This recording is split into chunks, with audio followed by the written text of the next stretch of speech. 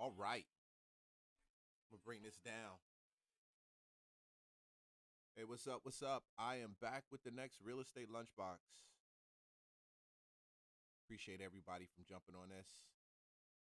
If you know anything about what I do, all I do is help people understand a little bit more about this real estate game.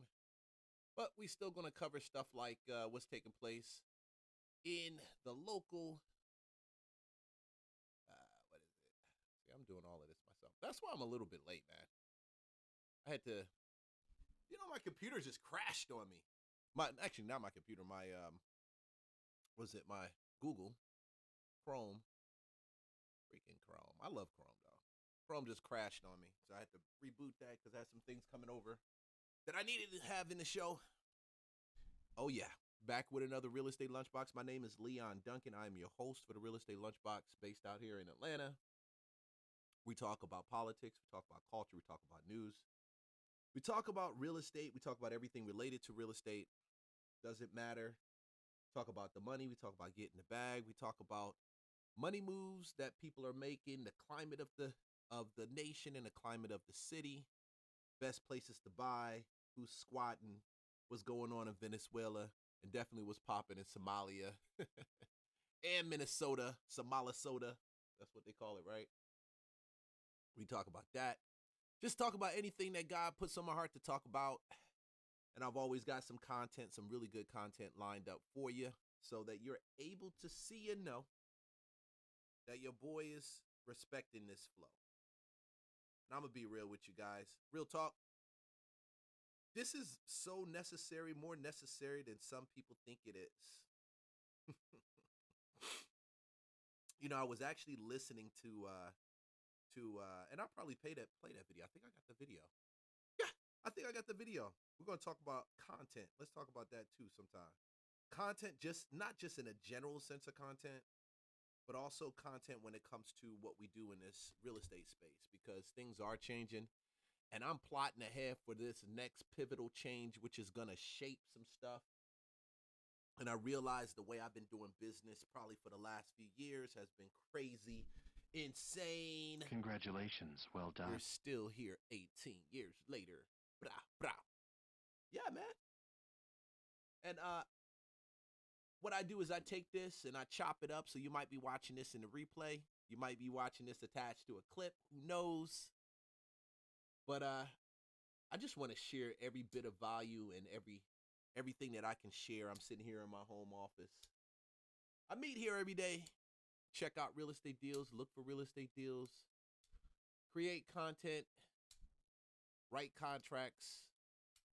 And just look at getting to the next step in the bag. And I always spend time with God, man. Spending time with God ain't nothing like it. Ain't nothing like that walking with the Holy Spirit. Ain't nothing like it. Ain't nothing like it. I wouldn't even be doing this podcast if I wasn't walking with the Holy Spirit. If God didn't tell me, make some content, I wouldn't be doing it.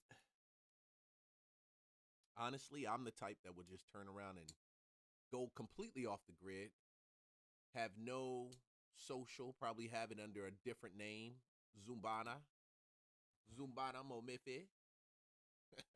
Do my social under that name covertly, so I can just go ahead and just troll people randomly. And I'll put a picture of a baby and then a picture of a car. Go dogs. Yup. But as much as I really just want to walk away and step away from it, your boy is your boy's neglected for punishment. I just keep on going. I just keep on going, baby. Don't you hate it? Look, check this out. I love my wife, and I post my wife her birthday in social media, right? I post it on my Facebook page. Everybody, yeah, happy birthday. I post a good, knowledgeable piece. It's like something that Negroes need to know about in on Facebook, and chirp, chirp, chirp, chirp, chirp.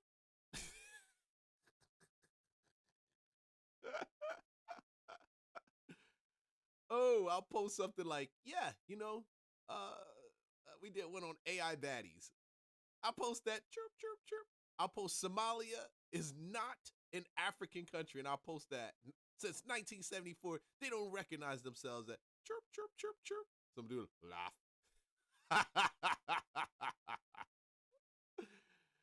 Ah. Oh, snap. Yeah, yeah, yeah, yeah. Man, shout out to Live Free Give Hope, my people over there. That's 12-month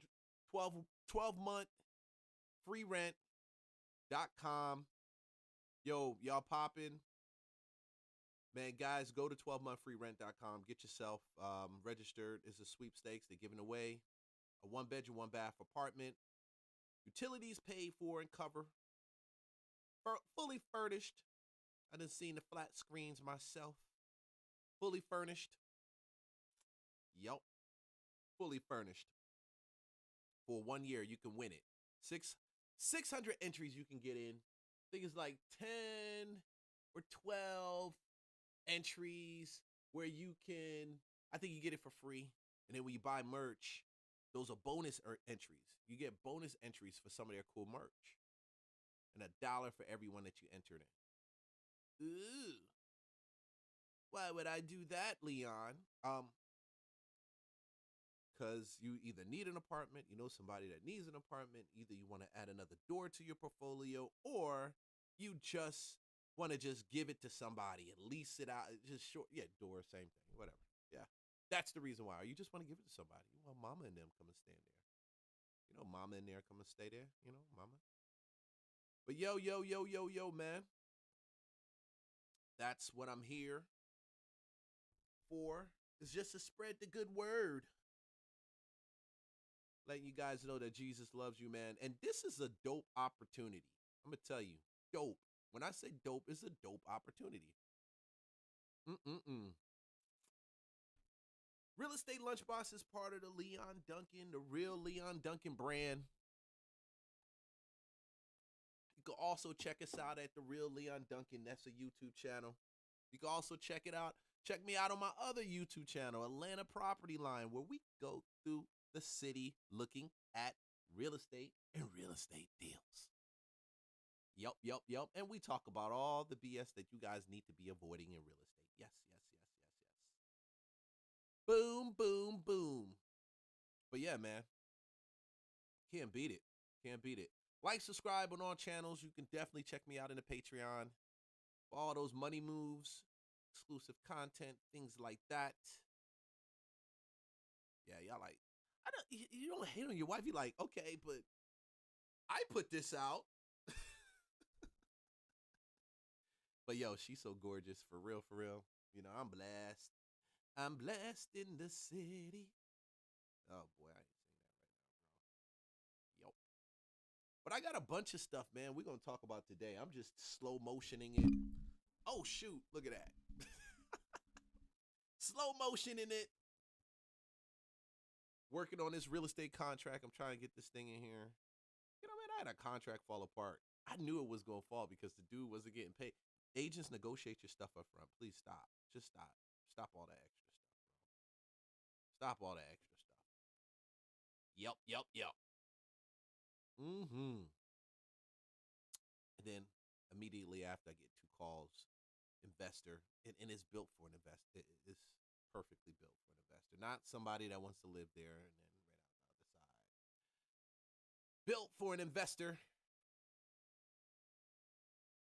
Man. It's getting crazy out here. I'm telling you, it's getting more and more crazy. I think as the money starts to do what the money does and this economy starts to adjust, the people that's so afraid about every last damn thing, I see them making videos now. I don't know if they shopping for men. You know, I'm talking about women. I don't know if y'all shopping for men. Or you like 50, you just trolling. You do documentaries that troll. 50 did a trolling documentary. That's what it was, a trolling documentary.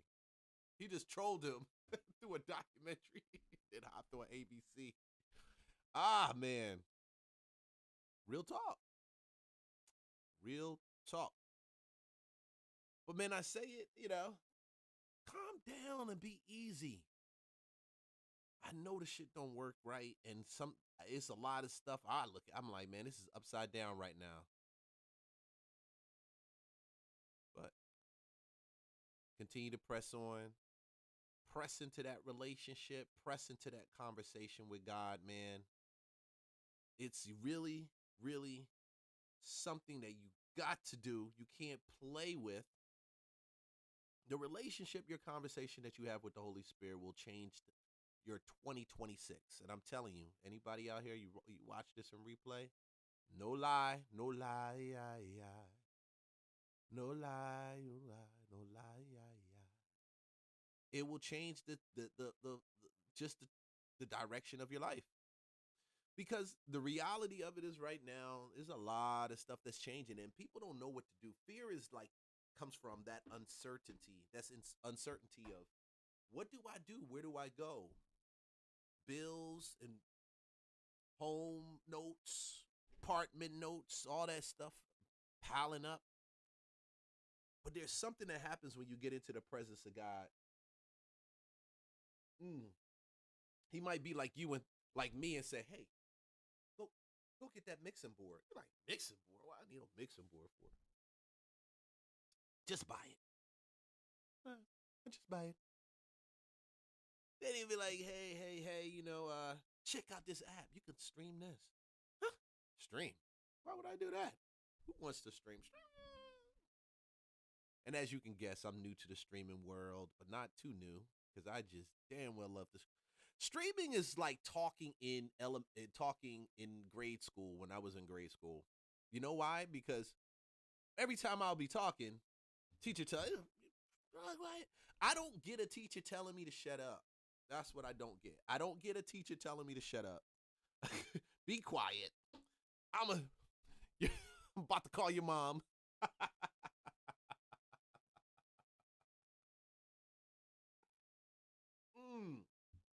I promise I got topics to talk about. And y'all gonna need to hear some of this good stuff I got to put out today. But that's what used to happen. You can make a kid shut up and stop growing by telling him to shut up. And people think that I don't think school is for everybody. I'm realizing I really don't think elementary is important. That's for everybody. Middle school, yeah. College, it's not for everybody. And we wonder why kids start struggling with sometimes when they get into high school. I think they start because this system which says stay like this, they start burden because their true nature just keeps popping out. True nature just keeps popping out. And I'm always on a hunt. Learning how to understand that, man, it just takes a lot of burden and stress off of you. You start realizing, yeah, I do have that much energy. Shout out to y'all doing the comments over here up in on some of my page.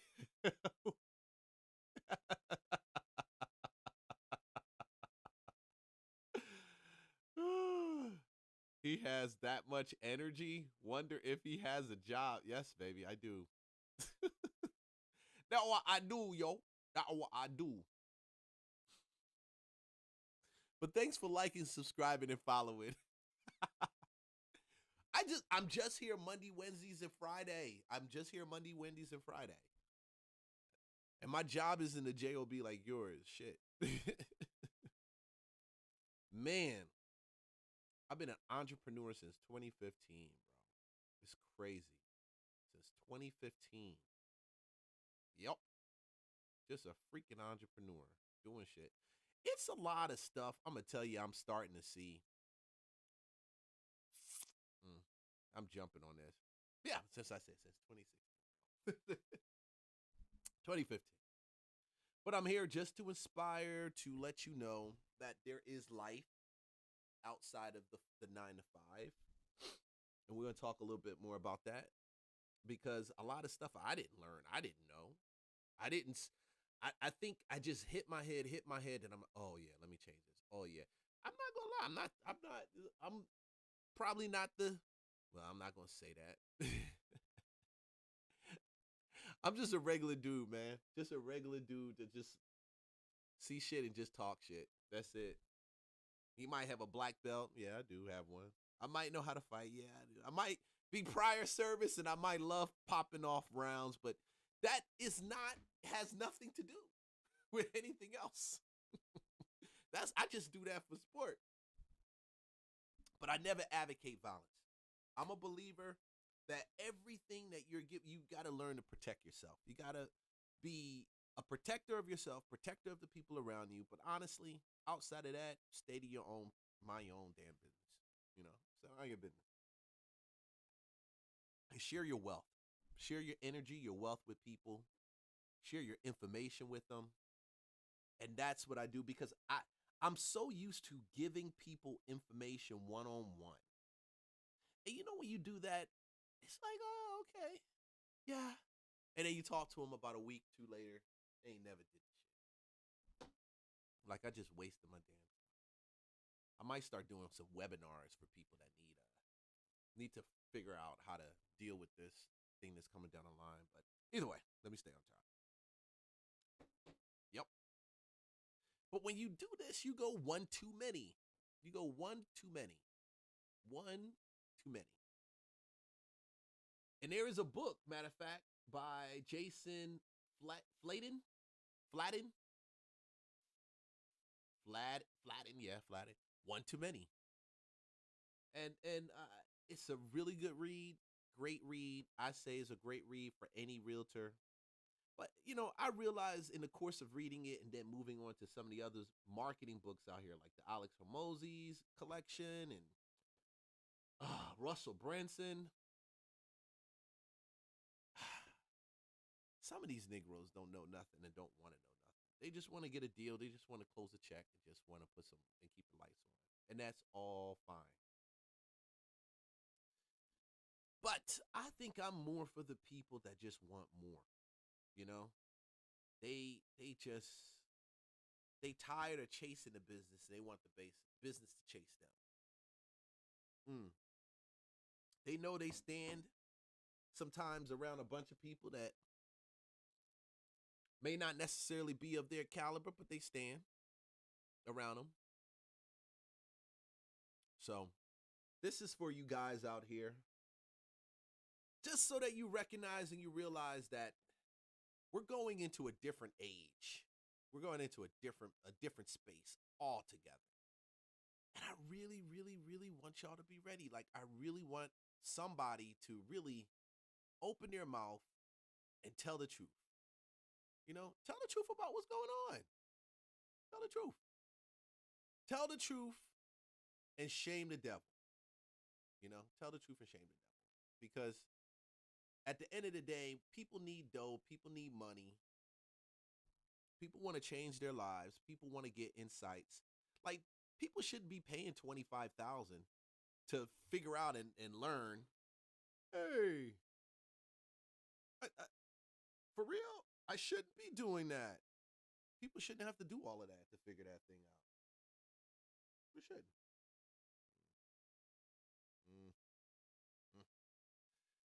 Yeah. But you know.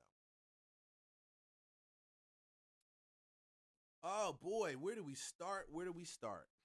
Look at me. I'm sitting here looking at what story I want to start with. I really wanted to. I'm probably just going to do a reaction video to this. I'll probably do it. Because I think agents think that we're still living in this same era. And I get why they don't get it. Let me get this video over here. I hope this doesn't knock me off my live stream. Because it is. I'm sending it from my phone over to. Boom. I'm still here. I'm still here with you.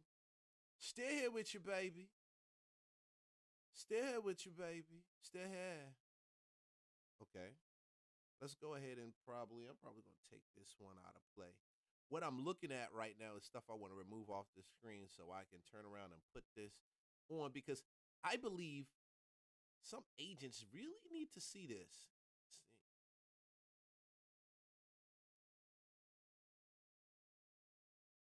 And on the screen. Let's do that. Boom. I don't have anything on that screen. So the whole point is when I see things moving and I see them really, really moving, like for real, I like to share it with people, man. Because my wife tells me all the time I'm a constant learner. I recognize trends. I'm constantly improving. And my biggest thing is I would give out information to people and I would educate them. And the frustration is either they turn on you, either they never do anything with it, or either they look at you like you're crazy. And then you accept it. Back in the day, I used to accept what they said. Like they would look at me crazy, I don't know, and they'll never do anything. I said, man, maybe it ain't really hit with him, so it might not be real. You ever had one of those things where you like, it ain't really hit with him? You had this thing that just hits you like, man, I'm seeing this. This is great. This is awesome.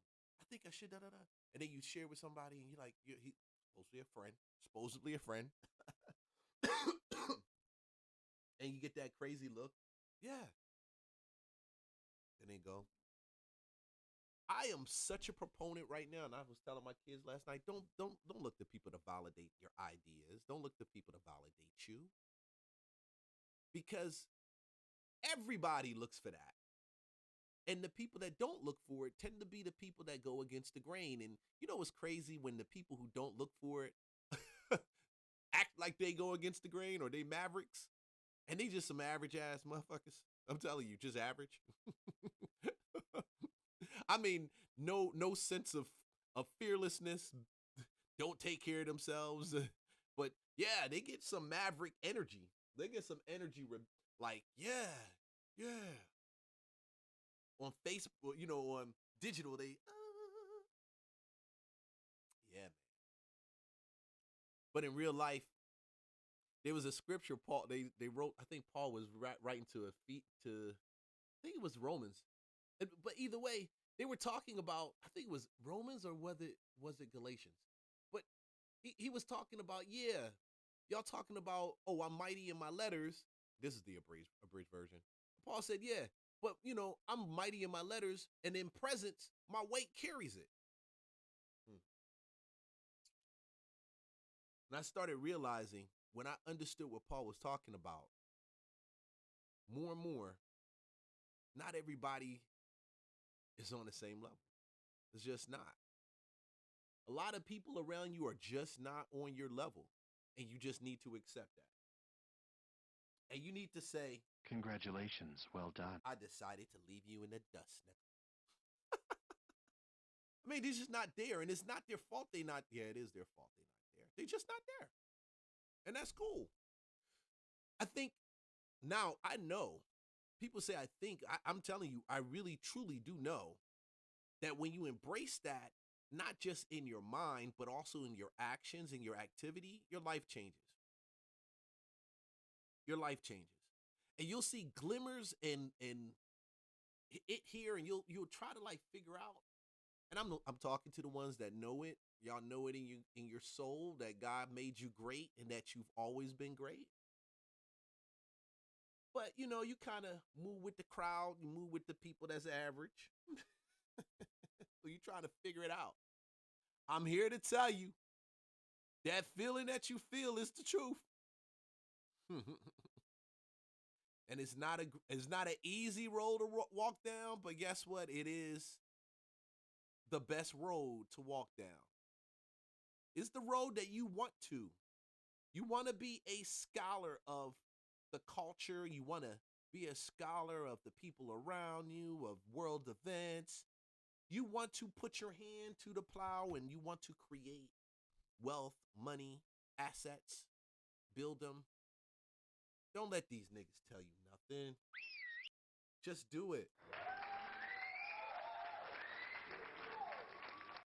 Just do it. Because everything will come against you and tell you that you're crazy and you done lost your marbles. But the reality of it is, nobody that does anything great has marbles. They don't have marbles. They got a marble, but no, they got a marble.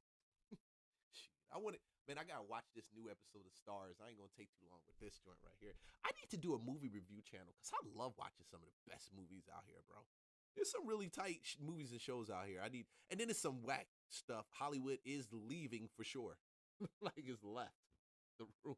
But I think it's going to be great for like anybody who wants to be one of those, who has the idea, got the bread, and y'all want to get together and make content. Content game is changing. Y'all really don't get how it's changing. Yeah. I'm going to show you. Like, subscribe, follow for more content. When you're on the page, go to the bottom and follow the other pages. Yeah. Because if you steady thinking that you're just like everybody else, when we have these seasons that are taking place right now, these seasons of turmoil in the world, you gonna wish you wasn't like everybody else. You gonna wish it. You gonna wish that you never thought, oh man, I'm just like that. I'm fitting in. Nah, bro, you don't fit in. And it's okay you don't fit in. You are not supposed to fit in. You're not supposed to fit in. You're not supposed to fit in. The people who know what I'm talking about, I'm talking to some sons. The people who know, I'm talking to some daughters. I'm talking to some real, y'all know y'all don't fit in. It is just like, what do you do? What you do is you just stand there and know that everything you trying to get has already been taken care of. Just step into your purpose. And when he try to pull you out, stay in your purpose. Stay in your line. Stay in your lane. This might be flying over the head for some people. Some people feel, what is he talking about? Because we go to school, we go to college, we get these degrees, we get these certifications, we get these licenses. But that's not purpose. Those are skills, those are tools. And somewhere along the line, we started believing that this is purpose, and it's not purpose. It's not. It's the furthest thing from purpose, bro. Like real talk, it is the furthest thing from purpose. Furthest thing from purpose. It can be used, it may not be used, it could have been done out of your own nature, your own selfish nature, your own desire, blah, blah, blah. But it's like he takes everything and he still brings it full circle to be able to use it. So don't think that it is done. Don't think that it's over. Just go and rock. Just do your thing. Know that all those creative things that come out of you, they come from a place where God is just, you just pouring it out. And if the people around you can sit still and let you get it out, if you got some real soldiers, like all you need is one damn soldier that's ready to rock with you till the core. That'd be like, hey, now you got the Holy Spirit, but if you just happen to have another friend, like another soldier that, boy, I tell you, bro, the world is going to change, and it'll change so fast, it'll make your head spin. And everything that comes, you be like,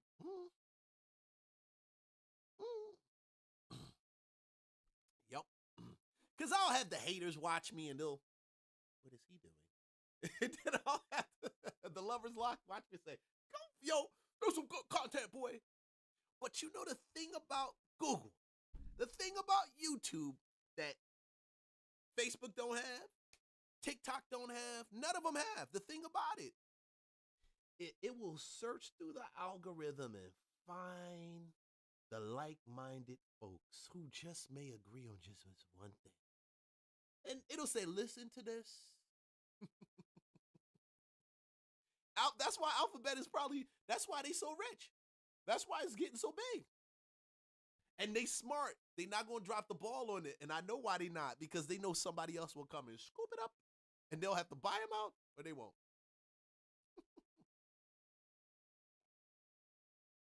Oh, boy. Check this video out, man. Check this out. I hate to be the bearer of bad news, but the era of value content is completely dying off, if not already dead. How many of you guys are freaking exhausted of posting 3 tips for this, the number 1 hack, the number 1 reason you're stuck is this, and everybody's telling you, you have to do this, you have to provide value, you have to talk to these people, and yet you're doing it, but nothing's happening. No clients are coming. You're barely growing your page anymore. What gives? Because people aren't using IG or TikTok like they used to for search engines. 99% of people, when they have a question or they have a tip or a trick that they need to understand, they just go ask ChatGPT. And ChatGPT is going to give them a way better answer than what they're going to get from you in 30 seconds on a clip. The value that you have to provide when you are a business owner online has to be about who you are, how you see the world, and those aha moments that you give people that make them shift how they view their situation, not necessarily a tip or a trick for them to get a result. That's tried and true. But it's boring. If you think about it, the only Real estate agents, I'm talking to you.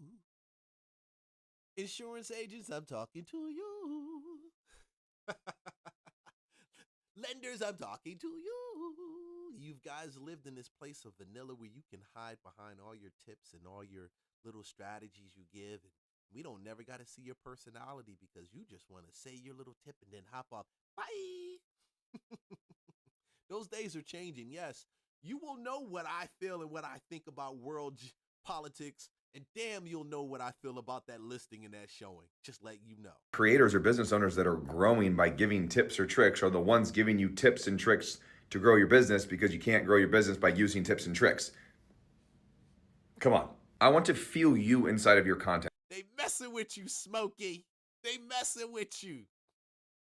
I don't want you to doctor yourself up. I don't want you to try to be professional. I want you to resonate with the people that you're talking to. I want you to call them out in a way that makes them feel like you are a big brother or a big sister. Tell them something that they need to know that nobody else is telling them. Tell them something that all of your peers in the industry are going to go, why are you telling people this? You're exposing us. But they need to hear it. And that's where you come in. Nonstop tips and tricks to help people is kind of dead. Triggering people so that it creates a transformation in them, that's the new wave. That is the new wave. Triggering y'all. That's why when I do these live streams, I be triggering. That's why when I do these posts, I just trigger. Y'all just don't like it and y'all ignore it, but I don't care. At the end of the day, the people who need to do business with you will find you where you're at. And they will love and adore your opinions that you may have. They may not share your opinions on everything, but your mindset. They're like, damn, this guy has that mindset. I just want to work with him. What is he doing? How is he doing it? Let me join his Patreon. But at the end of the day, y'all too vanilla. And nothing wrong. I love vanilla. I even love it more than chocolate. And what is he talking about?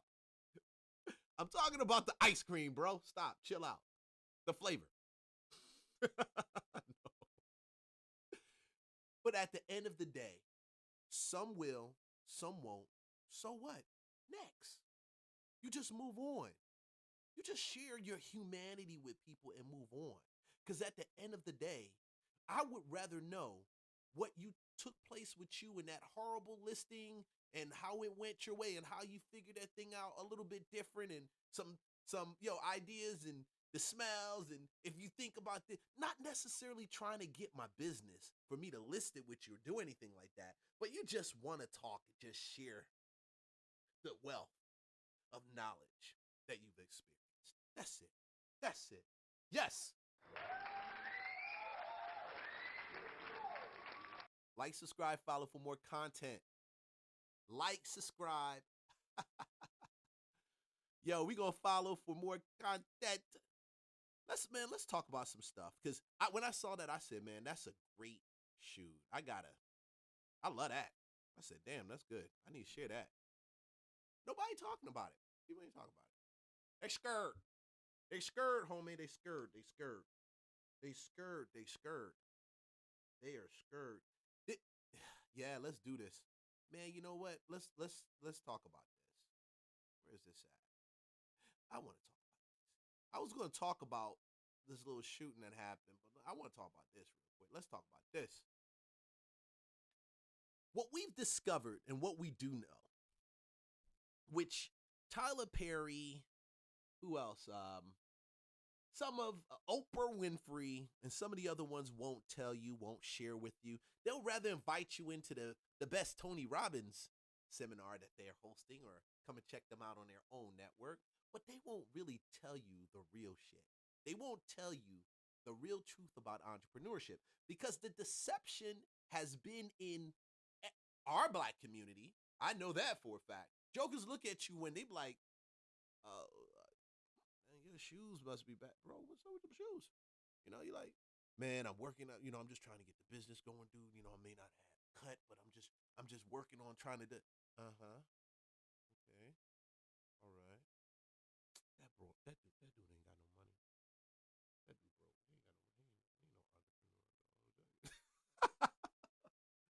Because y'all and now you become so concerned what people say. You think entrepreneurship is the glitz, the glamour. It is. I used to say it was the grind, but it's not. It's the grace. It's the grace to go through shit and keep going. That's what it is. It's the grace to go through shit and keep going. To recognize opportunities, find value, bring value, find the value and bring the value, and help the folks out. And in exchange for what you present, they will give you a monetary increase. Now, the ones that don't want to, keep going. But there's plenty of them that will, that value your opinion. But it's not just, we jump down to, we go automatically go to the value thing, the value play. I can't do that right now. I'm in the middle of this stuff. I got to get this thought out. So, yeah, you bring it, you share it, it's out there, the value play. Bro. And they don't talk about the ups and the downs. They don't talk about the hits. God, come on, man. Y'all sit back and watch Shannon Sharp get hit with that. It was his fault, but homeboy, he's true. He is moving with a little bit more sureness, I would say, steadiness or pip, because he was, and it just takes that for one entrepreneur to hit and then wake up and realize that this thing isn't what you see in the videos. It's not the Jay-Z. It's damn well not the Puffy. It's I get hit, I get back up. I calculate, I look, I get hit, I get back up, I calculate, I hook. And it breaks people. And it breaks some people down to the point where they either quit or they discover who they are, connect with it, and come back with a level of tenacity that's crazy. And they don't stop. And it's swift. The race is not given to those who blow up at the beginning. The race isn't given to that. It's not given. Your destiny is already written, so you just need to step into it. But as you step into it, you got to realize what this is. And don't be deceived by your buddy. Don't be deceived by these people out here telling you that this thing is, listen, it's work. It takes a lot of focus. It takes energy. You're balancing family. You're balancing it. You may drop the ball here. You may pick up right here. You may make bad moves here. Then all of it draws you closer and closer to that relationship with God, if you allow it to. Or it can just draw you to a place where you're just bitter and you're just angry at life. And you're like, I don't like those millionaires. They bad people. I don't do nothing no millionaires do. They millionaires. Funk them. Somebody give me some. Where I get that welfare check from? Somebody got check? Stimulus. The people that realize the level of sheer fortitude that's necessary, the relationship, the understanding of knowing who you are, not just knowing who you are, but embracing that you're loved beyond any of your faults or your failures, the times you drop the ball, times you let those niggers in, the times you let them in. Yeah. Because you got to be more protective of your space and the people that surround you. You're a different type right now when you say you truly are walking in that level of entrepreneurship. Because your mindset isn't held by the people around you. Most of the people don't hold that mindset. So you got to find a way to shield your mind and protect your mind. And the fact is, God will protect you. He will put you in places where people will not find you. And that's probably for somebody, one of my ladies out there listening. I ain't find my husband yet, but I'm building the business. Girl, keep building. It's cool. Keep building, sis. He will find you. He knows how to present. He knows. God knows how to present. He can present to people. He always presents to people. He does it. People, don't let him lie to you and tell you that there ain't enough men out here and they ain't like, listen, God will present to you. And y'all like it's mystical. No, it's trustful. But he will present. He'll present. He presents it to him, presents it to that, to you to him, and him to you. He may be like, damn, I love her. She nice. You might be like, oh, God, come on. I need another one. But that's a fact. There's no forcing. We got free will. You're like, Leon, how do you know this? Because I could choose not to be here with you right now talking about this. I could be somewhere completely different, and it would be my choice, and God will continue to reinforce it. But he will keep telling me, hey, man, you probably need to go check out that live stream thing. You probably need to go talk to those people. I think, don't you want to share? No.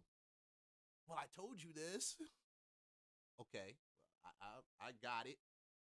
I want to go work. Let me go find some place for me to go get this, like, and then I can do this while I'm doing that. And then we can juggle all of this together. Son, chill. Some will, some won't. So what next? I had all the time and money I could ever want, and I still wanted to work for somebody. I know, it sounds crazy, and I've never spoken about this except to some close friends of mine. But I've been doing content creation since I was around 18 years old, and since then, I've only had one other job since. Keep in mind, I'm 27 now, and my last job was when I was 19, working at the Home Depot. It was like some summer job, it didn't make a lot of money, but it gave me something to do over the summer. After that summer, I came back and my YouTube channel started doing very well. I started making more money in my businesses to where, since then, I've never had to have a full-time job. But one thing about content creation, and especially remote work in itself, is that it's very isolating. So I can literally go all day without saying a word to one person, like literally just me talking to a camera or talking to my phone, and that's it. I go to the gym, go to the store, come back, make videos, and that is the day in itself. Now, coming from a college environment where I was always around people to now in my adult life, that was kind of a big shift. And when I would get around friends, they're telling me about these crazy stories that happened at work, or this happened, that happened. Maybe they're telling me even experiences with the girls who they got in with at their job and how they're meeting so-and-so amount of people. I almost became envious of the social aspect of what it's like to have a job. Trust me, I hate the idea of probably just working for somebody and having to clock in and go to a job you hate. But I wasn't even looking at it from that perspective. I saw it like, hey, at least you have stories and experiences you can share.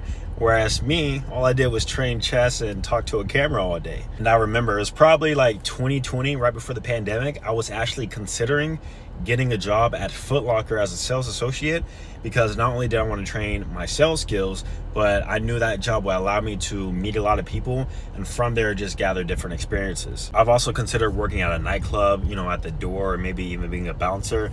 I had so many ideas in my head that I wanted to do that I actually was going to follow through with. It's kind of like how somebody aspires to be famous, and then once they actually reach the wealth and fame, they actually don't want to be famous because they realize the social constrictions that come alongside with that.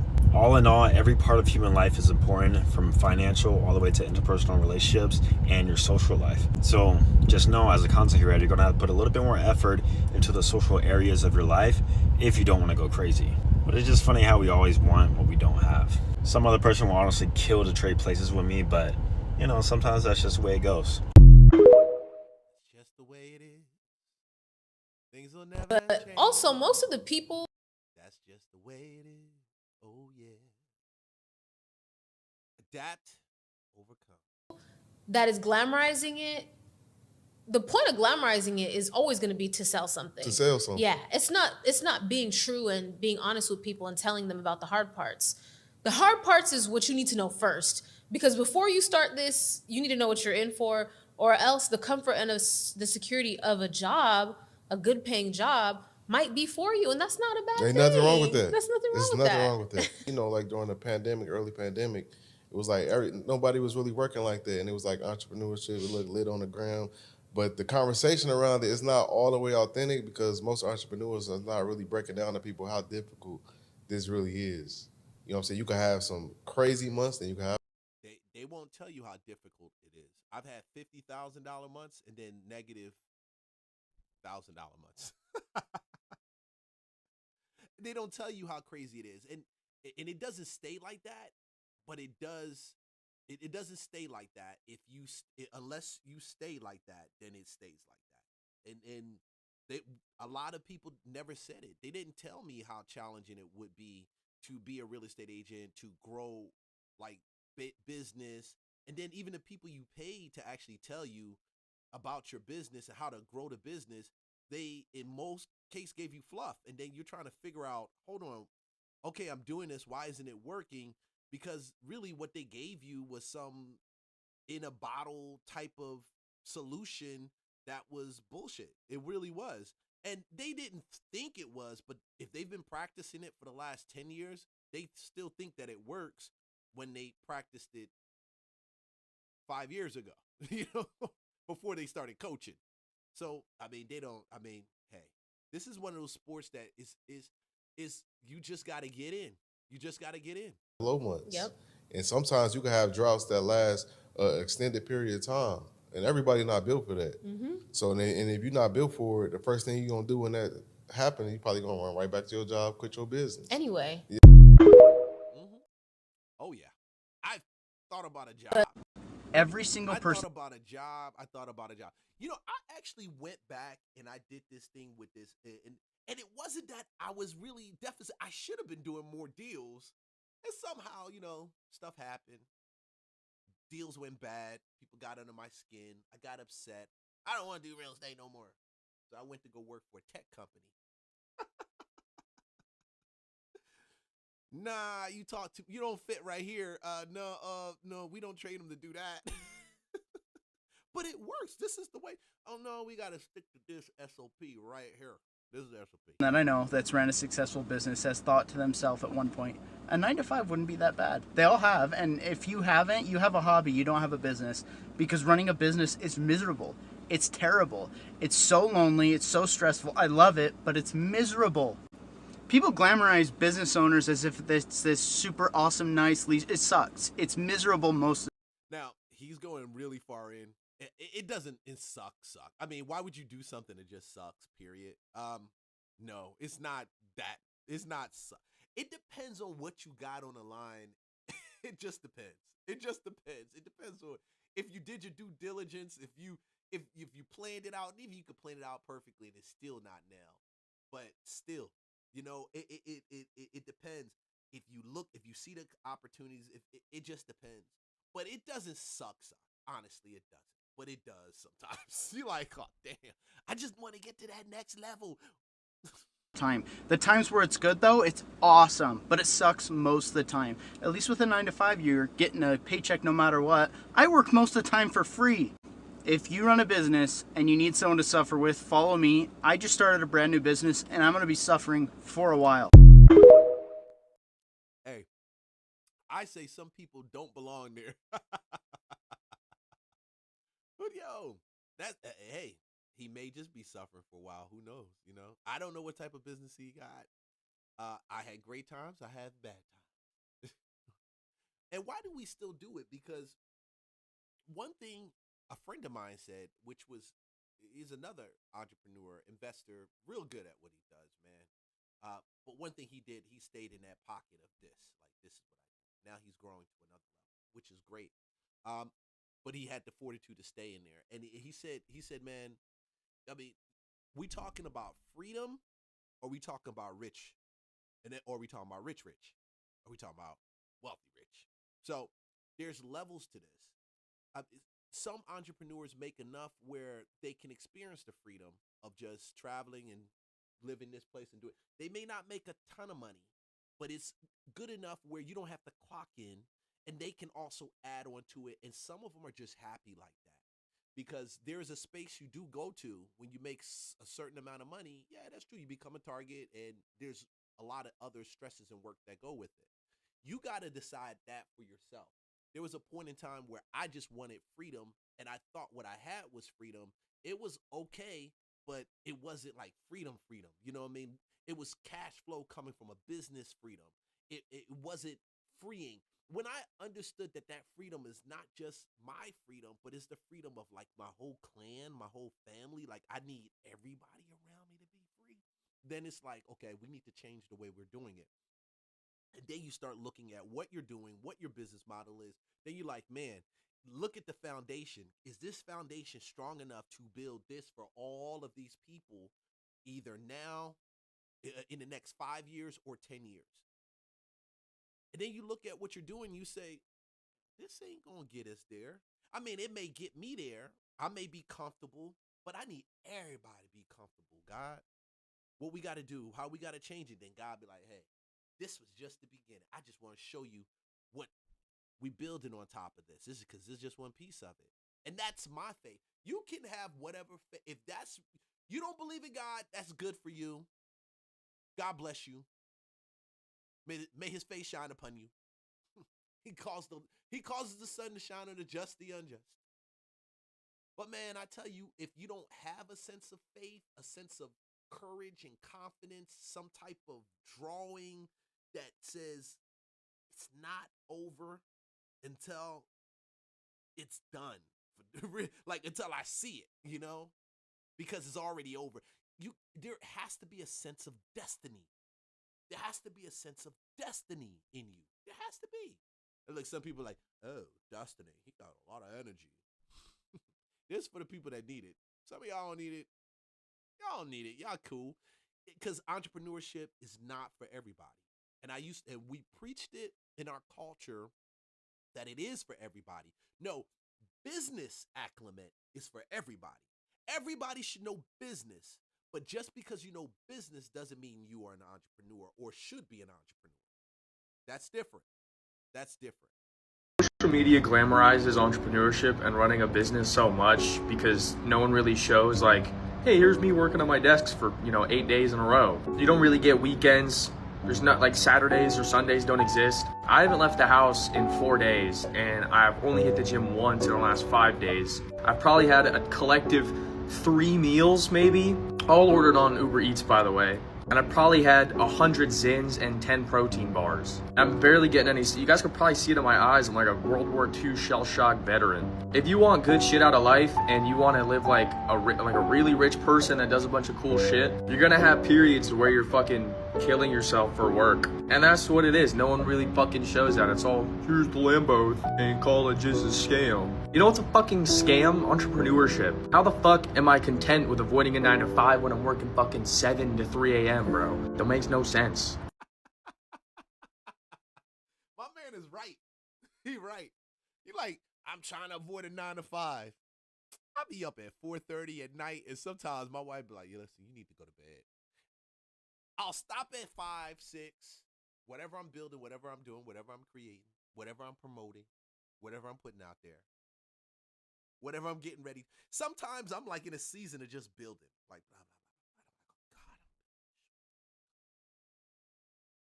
And when I go to bed, sometimes it'd be 10, sometimes it'd be 11. It was one time I was hitting like 9 o'clock to bed, 4:30 up, like consistently, 4 o'clock, boom, boom, boom. Gym, that. Then I had to realize I don't need to be. They preach. There's a big philosophy in the entrepreneur space about balance. Yeah, you gotta have balance. You gotta have balance. Fuck that. There's no such thing as balance. I'm just telling you, there is no such thing as balance.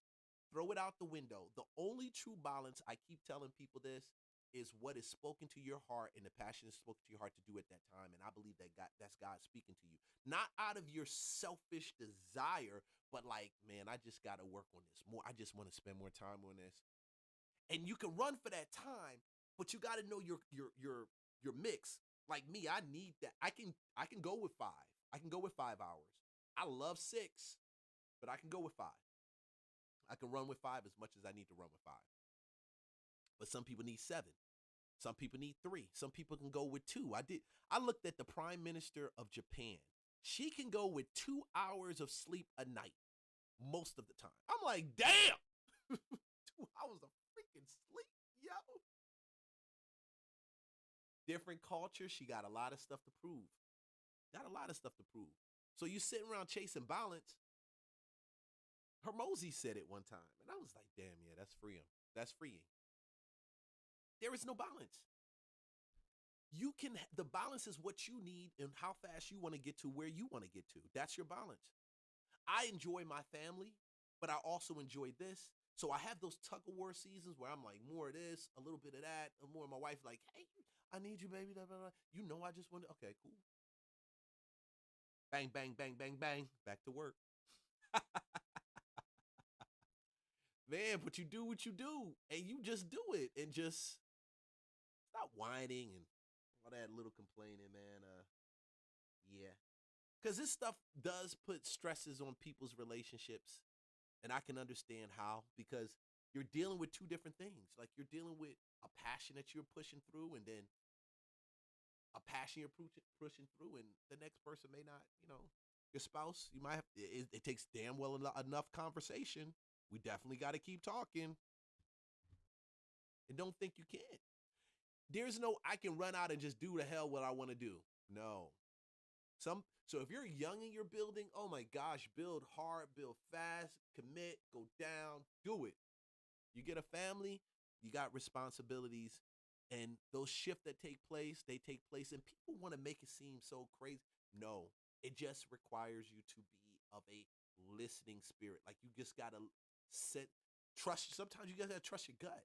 You got to realize you don't need to be in the computer. You need to be in the bed. You know what I'm saying? Sometimes you don't. And that's okay. That's okay, because this is your race. This is your race. To believe that everybody has the same race, oh boy, that's a lie. Straight up lie. Straight up lie. You're lying. You're lying. You're lying. What we gonna talk about first? Let's talk about, shoot, I hit that joint. What are we gonna talk about first?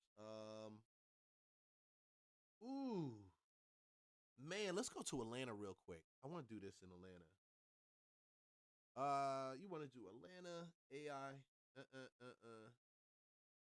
target millennials. I got this one with I ain't gonna jump for her. Not yet. Let's go on to Venezuela. I want to do Venezuela. Let's go do Venezuela real quick. Let's do Venezuela. All right. I didn't even prep this one. Venezuela. So this is Trump talking about they had strikes on Venezuela. And stay with me through this whole deal, because we're going to tear into what's really going on in the back end of Venezuela. Because people are looking at it and they're saying that Trump is starting a war. Orange man don't know what to take his hand off the button. They don't want to follow him. He think he's a narcissist. A lot of people are ignorant of global politics, and I'm gonna jump into this just briefly, because same thing with Somalia. I spent some time listening to some stuff that's going on in Somalia right now, and it made sense why this is happening right here the way it is. What's taking place in Minnesota? We see it from the ground level. It's a reason why. Same reason why Trump is acting the way he's acting concerning Venezuela. There is a method to his madness. You may not like it. You may not agree. I got it. We'll listen. With Venezuela, now that we've seized this tanker, is the campaign against Venezuela still just about drugs, or is it now also about oil? Well, it's about a lot of things, but one of the things it's about is the fact that they've allowed millions of people to come into our country from their prisons, from gangs, from drug dealers, and from mental institutions, probably proportionately more than anybody else. They came in from many countries. We're getting them out. We had 11,888 murderers come into our country. Many of them are from Venezuela. We had thousands of Tren de Aragua, the gang, come in from, which they say is the most violent gang. I don't know, MS-13 is pretty bad, but Tren de Aragua, they say, is the most violent gang. That comes out of from the prisons of Venezuela. It came out of the prisons of Venezuela. So it has to do with a lot of things. They've treated us badly, and I guess now we're not treating them so good. If you look at the drug traffic by sea is down 92%. And nobody can figure out who the 8% is, because I have no idea. Anybody? Hey, they took the oil tanker, and now they're asking him questions about taking this oil tanker. Why are you doing it, Mr. President? I want a safe place. Nah, but you're a billionaire. You're a billionaire. You're the president. You don't care about people. When American people are happy, we make money, and everybody makes money, and yeah, I care. And then there's more that he's not even talking about, and it's not in a negative. We're gonna get to that real quick. You'll see. I think what he's doing is setting the pace, setting the space for the United States to put in who would actually benefit the United States and would actually benefit, and we would benefit from them. And they'll benefit from us too. They'll benefit from us. The mutual symbiosis relationship is a symbiotic relationship. Yeah, it's a symbiotic relationship. Getting involved in that right now is not doing well. And we'll start that on land, too. It's going to be starting on land pretty soon. Thank you, Peter. Mr. President, in Indiana, just a few moments ago, the Senate there rejected the congressional maps to redistrict in that state. A number of Republicans voted against that redistricting effort. All right, cool. We're going to stop that right there because that's with that. Let's go to the next. The U.S. seizing an oil tanker off the coast of Venezuela. That marks a major escalation of the crackdown against narco-terrorism. So we're watching this today. We're doing fine. Had a good night last night and a great day this morning. In New York, I'm Bill Hammer. And you? My tip to everybody is this. If you go out on a weeknight and you have a great time, the next morning if someone says, how are you doing? You have to say, great. Better say great. Great, I'm great. So I'm Dana Perino, and this is America's Newsroom, and truly Fox News through. It was a good Why is she telling on him? What good night he had? Like, it's got to say it's great. Like, I'm not saying nothing more than it's great. You're right. Wonderful holiday party. It was the best part. I had a great time. Cool. But we also have news. So Attorney General Pam Bondi releasing dramatic video of the daring operation, and it shows U.S. forces swooping in from a helicopter above the vessel and then landing on the deck of the ship with their weapons drawn. At the White House, President Trump called the seizure more than justified. From the standpoint of news, as you probably know, we've just seized a tanker on the coast of Venezuela, a large tanker, very large. Largest one ever seized, actually. And other things are happening. Largest one ever seized is very seized large. She seized one large. So you'll be seeing that later. It was seized for a very good reason. So now all of this is expected to be a major point of discussion. House hearing gets underway a little bit later this hour on the worldwide threats to the U.S. homeland. Let's get right to it. Bill Maloogian reports from the Hill. Jillian Turner reports from the State Department. Let's start there with you, Jillian, on what's happening with regard to Venezuela. Good morning. So good morning to you, Bill and Dana. Overnight, Venezuela's leaders reacting to that seizure of the crude oil tanker. They are accusing the U.S. of theft and President Trump of blatantly trying to take control of the country's entire oil resources. Here's the Interior Minister. Listen. The Bolivarian Republic of Venezuela denounces and repudiates energetically what constitutes a blatant theft and an act of international piracy, announced publicly by the President of the United States, who confesses the assault of an oil ship in the Caribbean. Reporters asked President Trump yesterday what now happens to all of the oil aboard that ship. Here's what he said. We're interested in the seizure of this tanker. What happens to the oil on this ship? Well, we keep it, I guess. Where does it go? We keep all the oil. All the oil belongs to us. This is us. We confiscate it. Get Sunoco. BP. What port does it go to? Well, you have to follow the tanker. You know, you're a good newsman. Just follow the tanker. I assume we're going to keep the oil. The Attorney General posting that footage of the seizure on social says the FBI, Homeland Security, and U.S. Coast Guard executed this operation with some support from the War Department. The U.S., it turns out, we are learning, had issued a warrant for this oil tanker, alleging it was used to transport illegal oil from Venezuela and Iran in support of foreign terrorist groups. And there it is right there. The foreign terrorist pipeline is getting messed up. and I wanted to get to that point. They know that he's dirty over there. It's not something that they're making up. They know that he's dirty. And as much as people don't want to say, control in that region affects what happens in our homeland. Whether you believe that the U.S. is behind drug smuggling or they're not behind drug smuggling, but the fact is that this thing has been going on for a very long time. Since he's been in power, and it's been that constant flow of drugs coming in. So we got to ask the questions, the people that we put into power, why is this like one of the first times that they're really addressing this? And they know it comes from South America. They know. I suspect, and like I said, I suspect some people in our political system are paid off by foreign drug lords. Do I have evidence? No. I'm just saying that allegedly. That's it. I just feel, I suspect. That's just my thoughts, my opinion. Because it's no way in this world why they fight like tooth and nail to keep the borders open and to keep everything flowing. So some people worship money. That's a fact. Some people worship money to the point, man, that money directs and leads their life, period, in every aspect. They will sell you out, their parents, their kids, their mama them out for money. I've seen it and I've experienced it in business. I've seen them lie, cheat, steal for the green. And the deception is that they can continue to do it. The deception is that will answer their prayer or answer all their needs, and it won't. But they don't figure it out, like Nancy Pelosi and her $177 million made trading as a congressional representative for all the years she's been in place. No damn way somebody should go into Congress to come out and making that money. Not when you have entrepreneurs out here that are busting their butt and trying to find a way to create and bring value to the marketplace.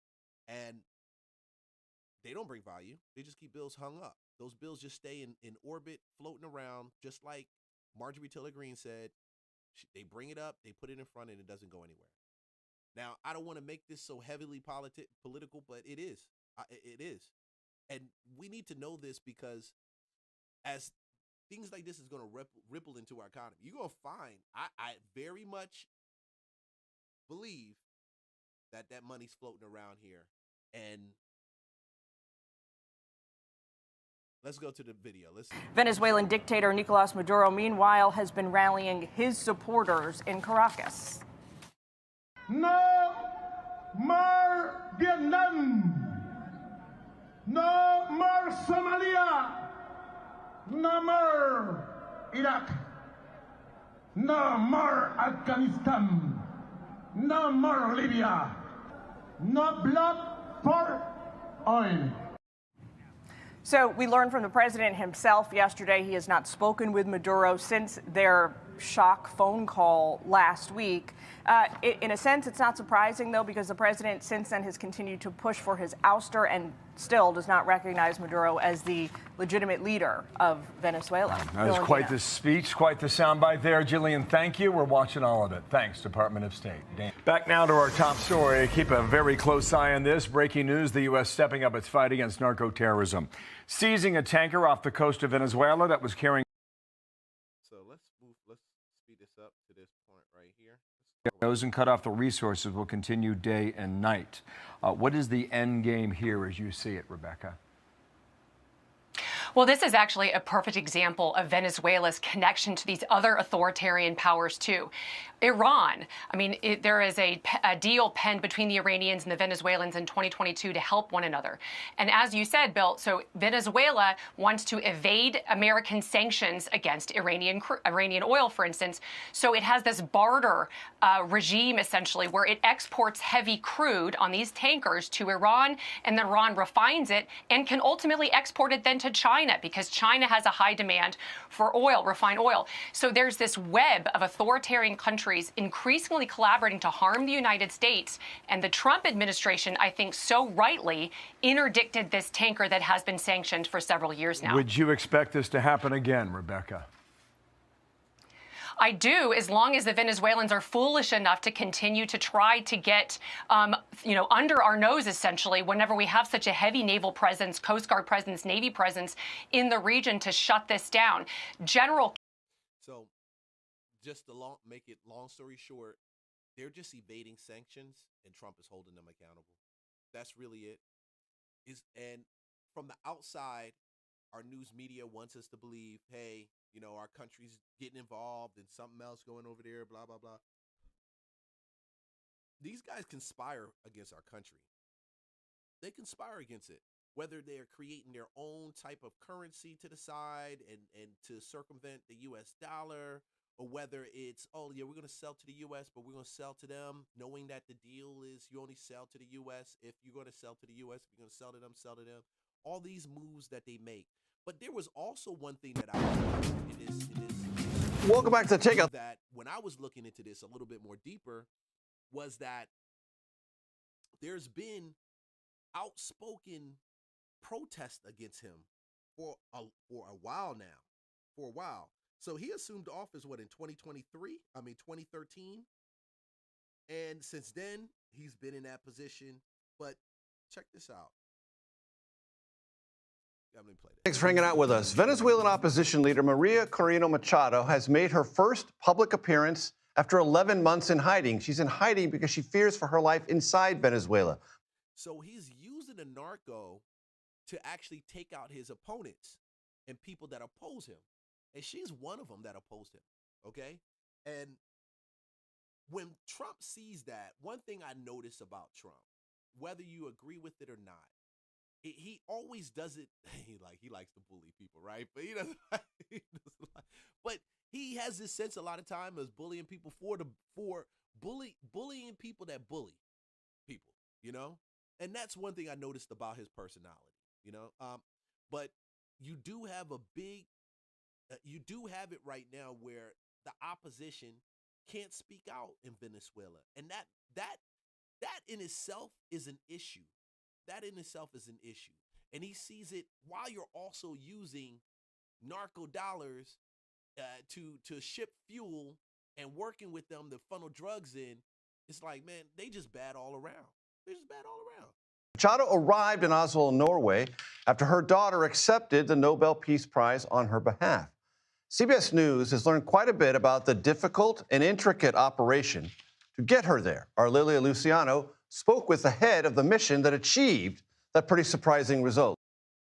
The most dangerous thing in operations of any kind are moments of transition. What was that transition like in this case? Very complicated. Very complicated. We had multiple transitions in multiple domains, through multiple vehicles, through multiple modes of transportation. Again, there was a land component, a maritime component, and an aviation component. And at any one of those moments, transition moments, and there are transition moments through those areas, through that pipe, if you will, through that mechanism, which is what we call a mechanism. Everything and anything can go wrong. Now Lilia joins me from the CBS Broadcast Center to break it all down. Lilia, take it away. Well, Major, I was just so compelled by every single detail that Brian Stern told me about that exit. I had been thinking about that. I specifically was curious about the timeline. Of course, it's an incredibly complicated operation. What I know from what I'm not going to listen to the whole thing, but they ended up smuggling her out, and that tells you how crazy it is over there. So I don't doubt that he's working with narcos. But there's pieces in our government that would paint this thing as a less than favorable thing to do. Why the heck you dealing with Venezuela? Why are you doing that? Well, when you got opposition people getting knocked off by the narcos and the narcos sending the drugs into the United States, and then they're circumventing the oil agreements that are set up for when people don't respect you, you got to make them respect you in some cases, right? And this is it. He's saying some cases, right? But no, is it right? You do what's on your heart. And in this case, yeah, they do. Because our enemies are definitely stacking. And they're definitely there. And the worst part about it, dude, is a lot of the internal politics that take place here. People are beginning to, the world definitely notices it, but we're seeing more and more people that are really should be patriots and should be thankful for the country we have, being less than thankful and conspiring behind the backs of American people. They are. Regardless of what anybody wants to say, they are. Now, where do I get off even believing or even thinking that? Okay? And I'm going to go ahead and shrink this out for a second. Where do I get off even believing and thinking that? So I'm going to run this for you real quick. Well, let's look at, Illhan Omar, who was voted into power. So shout out to A Righteous Perspective. He ran this video, and I saw this, and I said, let me just grab this. I definitely believe in giving, props to him. You'll see his info in there. But it's A Righteous Perspective, and he's talking to Elon, and this is an interview with Elon Musk, and he begins to address what's taking place with Illhan Omar, okay? And later on, as this interview goes on, Elon Musk has already, within the last 24 to 48 hours, blown up the internet with videos concerning statements that Illhan Omar has made. So we'll talk about that. Check it out. Voted into Congress by, a large group of people from Somalia who are in Minnesota, which is really far from Somalia. Or Mamdani, who was voted to be mayor by a majority of people who are not born in America. That's my understanding, at least. And then California is big time situation. So I don't know. We just don't want to turn into a communist hellhole, basically. And he's not crazy. You got to realize what's taking over in Europe, what's happening in Europe right now. And go to TikTok. You can see it in TikTok in Europe. Go to YouTube, look and search. Just Google, check online. They're having a huge problem with immigration. And they have a huge influx with illegal immigration, trying to deal with people coming from Somalia, people coming from these countries that are now settling in Europe. And it's nothing wrong with that. And it's been done for years. But they're not settling with the intention, Arab, to conform to society. They're settling with the intention to change society so that it change the government, change the civilization, change that region so it looks like them. And I've always wondered, why do you come from someplace you're trying to escape into a place that is different from where you came from, and then you're trying to make where you came to look exactly where you left? That's the most confusing shit I've ever seen. It's more confused. I don't get it. I don't understand. But he does some commentary. I want to make sure I don't. Others say that he's only willing to call out what they see as ideological capture in tapes, narratives, and think this is just another. This is crazy. Hit that like button. So this is Illhan Omar telling everyone at this meeting, and obviously it's a Somalian meeting. It's definitely some type of Somalian event, where my answer to Somalians was that the U.S. government will only do what Somalians in the U.S. tell them to do.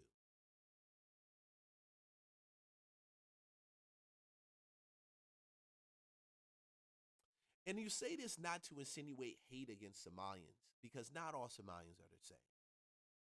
But you got to recognize that this is not the verb, not the language of someone that's a U.S. citizen that has conformed or took on Western civilization, belief structure, and loves the country that they live in.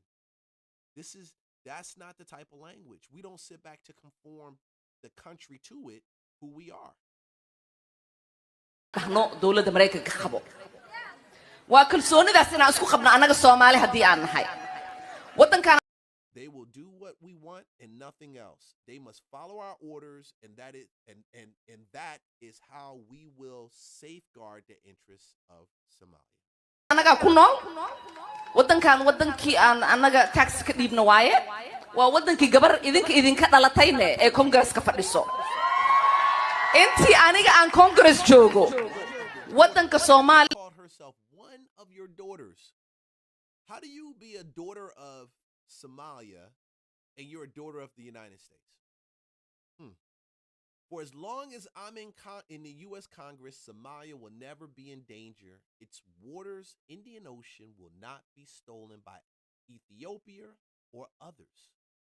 biyaheeda dad kaleeta iyo badeeda dad kale ma qaadanayaan wadanka Mareykankana kuma taageerayo. Hold on, let's go back to that. You see that right there? So you know. And this is not for hate.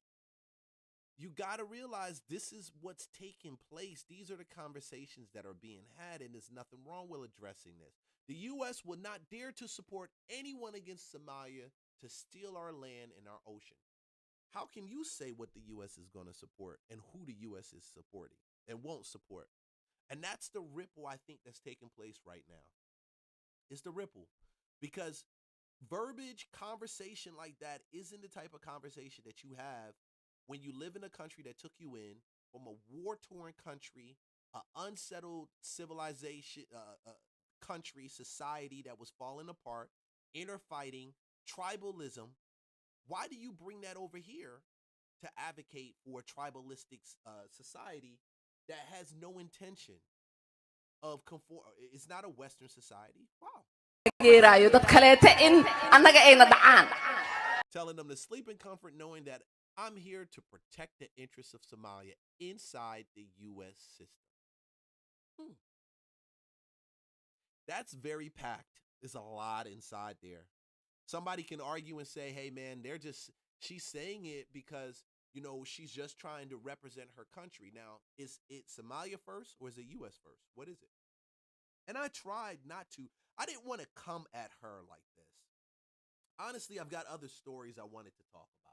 Other things that are locally better to Atlanta and different places. But you can't ignore this type of conversation. Why would you get up somewhere and even speak that, even if you believed it in your head? What gives you the arrogance, the balls to go ahead and say, hey, I'm going to talk about how I'm going to run the U.S. system and tailor it to protect Somalians?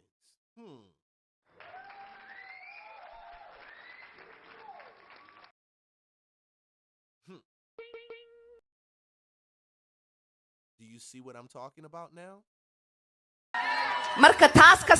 So this video here of Democratic Representative Illhan Omar stating that her goal is to work for Somalia within the United States government.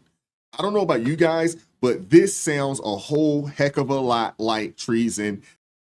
And he's not lying. It sounds like treason. I don't know why we need to go ahead and accept this as being okay because she's a black woman. Because she's a black woman, we should actually know more that this, because she's up there representing her constituents, people that don't look like her in her district. It's not just her, but it's other people that don't look like her. So while she's saying I'm representing and I'm for the people in my district, she's really saying I'm only for certain people in my district. And when you have a majority district that is Somalis, that's Somali, right? That's singular, Somali. When you have something like that going on, I'm only now led to believe that this is only for those Somalians in your district because they outnumber all the people and you're just letting them know that you're there for them. Hey guys, like, subscribe, follow for more content. Check out the Patreon. Let's talk more exclusives. They believed at the time, after the failure of the Bay of Pigs, that there was no direct, immediate way to overthrow Castro in Cuba. So he goes on to talk about Castro in Cuba. But that point right there is something that we can't ignore, man. And I don't know why people sit back and just ignore it, because how can you ignore something so crazy and off the wall like that? So don't write me no emails telling me, or even make comments talking about that this is racist, that we're dealing with racism. Leon, you're being racist. No. You just heard it from the words of this lady. She's not here for Americans. She's here for Somalians. She's not here for conformity to the West and anything in Western culture. She's here for Somalians. All right, cool. Let's take this down to Atlanta, man, because you sit back. When I look at this and everything taking place, this has less to do with me talking world politics and more to do with me saying be conscious of where we're at right now in our world. Just be conscious. Atlanta, please. Don't think that it's happening all the way over there, or is it Minnesota and it's not going to affect me? Yes, it will. It will definitely affect you. And if anything, I believe in a time of chaos, I keep saying it, that's the time when a bag is actually revealed. Because it's not about the chaos, it's really about the green. There's money moving, things taking place. They want you to look at this, but follow the money. And what's messing this up, what's hit this so hard on the Somalian front, is that they started following the money. And when they followed the money, it led them to Somalia. And right back to Minnesota, from Minnesota to Somalia.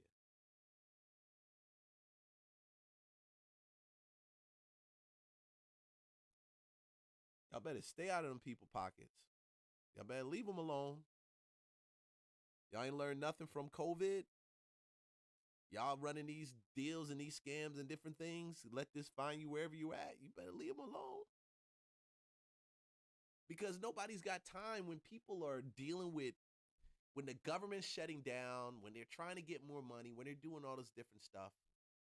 Don't think they're going to let you go. Don't think. Don't think so. Don't think so.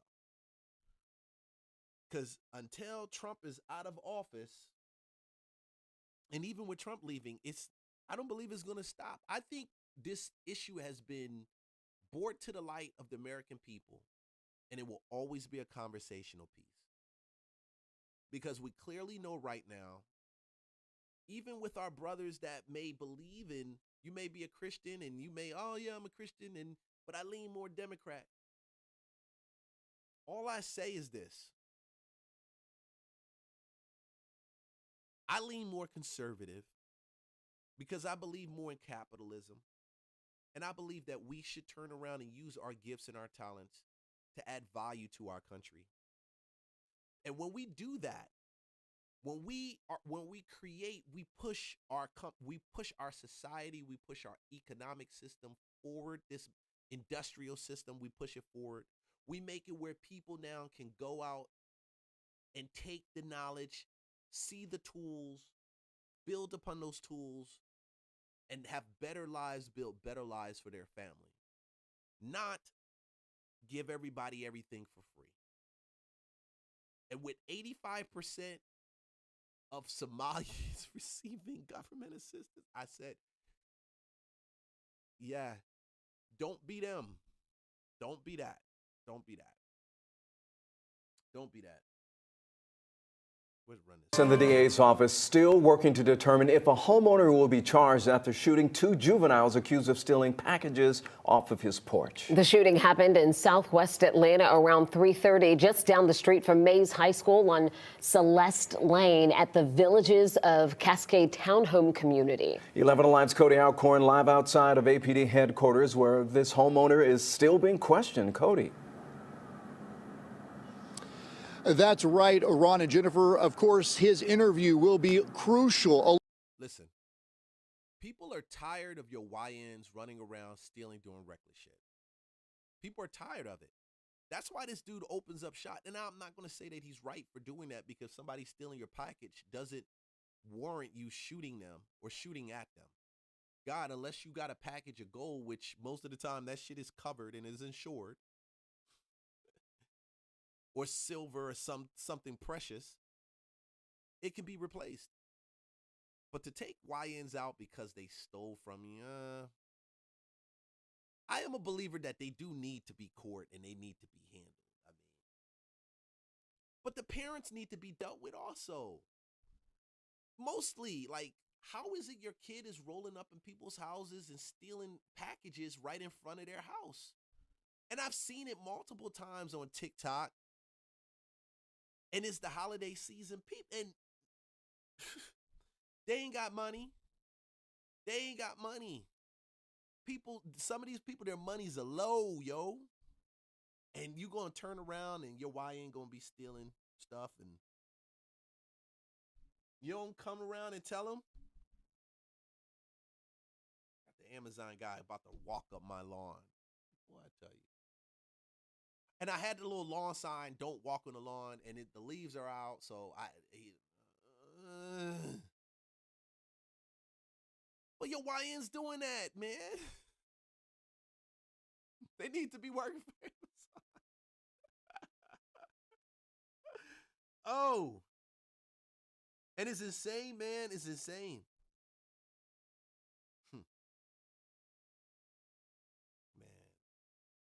Along with evidence found at that scene to determine if any charges we filed in this case. Now, this was the scene at that townhome community this afternoon. Police say they found a 15-year-old shot in the foot. The second victim shot and critically injured, as you mentioned, but we just learned just in the last hour that young man has pulled through surgery and is expected to survive. The chief made it very clear there was no home invasion here. He says right now it appears the two juveniles were stealing packages when they were shot. Now, one thing I noticed and questioned the chief on this afternoon is why so many officers continue to show up hours after the shooting in the 6 o'clock hour. It's a continuation of the investigation. Once we determine where it occurred, we're executing a search warrant, and that search warrant is allowing us to gather evidence to give us clarity. The Atlanta Police Department takes gun violence very seriously. It's been the charge of Mayor Dickens to address gun violence.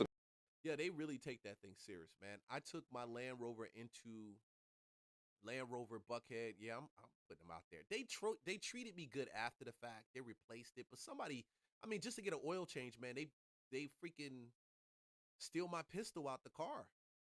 Steal my pistol, and my pistol's going, and they can't find it on camera.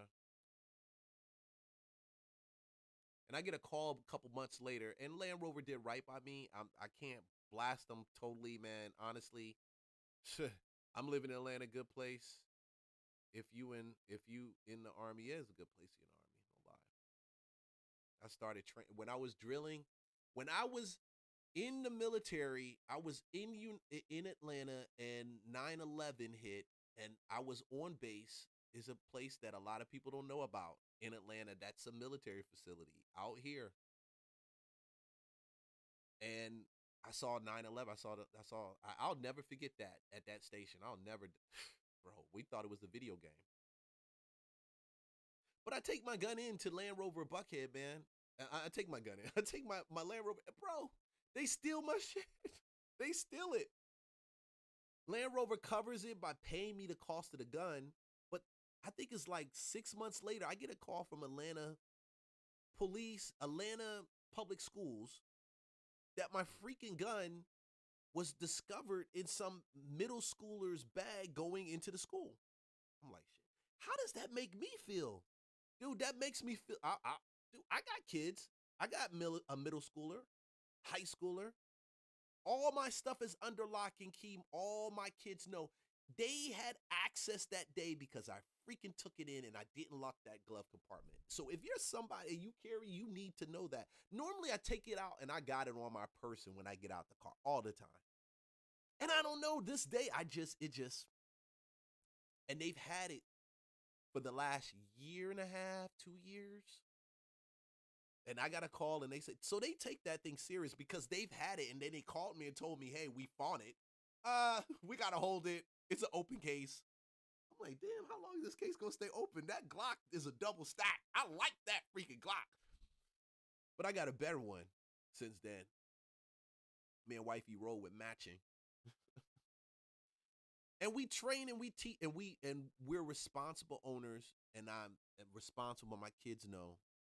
Some people they don't like it. That's your problem. You know, I don't care. I don't care do what you do. I take my risk to what I do. You do what you do. I prefer my kids to know about it and opposed to be somebody that's scared, bro. But they take it serious. They do. They take it serious. City. That's why you see a robust response. But anytime a child is injured in our city, we really take that seriously. We want to make sure we know what's happening as individuals being held accountable.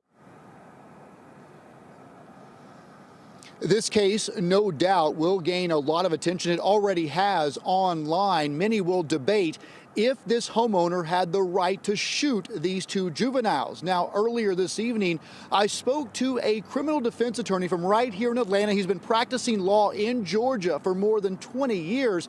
Ron and Jennifer, he says this boils down to those few seconds when this homeowner decided to grab his gun and then open fire. Were these two young men on the doorstep acting in a violent or threatening manner, or were they running away? What juncture did the homeowner decide to discharge their personal weapon using deadly force, and were they justified? That's going to depend on the facts at that exact moment. Was he realistically and reasonably under an apparent threat? You have to, and I wasn't even planning on going in this direction. You can't buy a gun and not have some type of training. And when you have training once, you got to have training multiple times, man. You got to train. You got to know and be conscious of the fact. Hold on, this is one of my business partners. Hey, bro, I'm live streaming. You good? No. We good. Okay, hit me up when you get done. Yeah, man.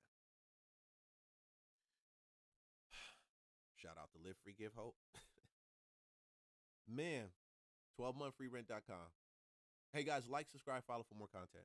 But check this out. I mean, you gotta train. You have to train. You have to take a class, not just introductory to firearms training. Take another class, bro. Take an intermediate class. Buy some blanks off of a blank training system where you can't go to the training range. Pay $29.50. It's worth the investment so you can practice cycling rounds through the chamber with your weapon. And you can also learn you don't shoot people because they steal your packages. It's no package worth a life. Even if they committing a crime, unless somebody's in my house or somebody's breaking into my house, I ain't gonna lay you down. Even in the streets. I've had people do some wild, crazy stuff. I had a business partner steal a bunch of money. I'm walking down the street from me. I'm walking down the street in some place called Woodstock. And I'm walking with my wife, minding our business. We just went to get lunch. And Nat come walking down the street with 2 or 3 of his people. They don't know he a scam artist. But yo. And he's like, yeah, you say you're going to do all of this to me? Now, what would you do? This joker run up to you, hands all flapping and all that. Like, okay. He was coming at me. But I didn't even do that. I didn't even use my knife. And I was probably in just cause because he knuckled up ready to box. And of course I knuckle up ready to box. But of course, I took my weapon out and I gave it to my wife. And I didn't take my knife out. Who never knows? Because the level of escalation, for me to escalate it to that level against even a knucklehead of that caliber would make me look bad also. Joker's going to be like, yo, you have no self-control. Would make me look really bad. Yeah, it makes you look like you don't have any self-control.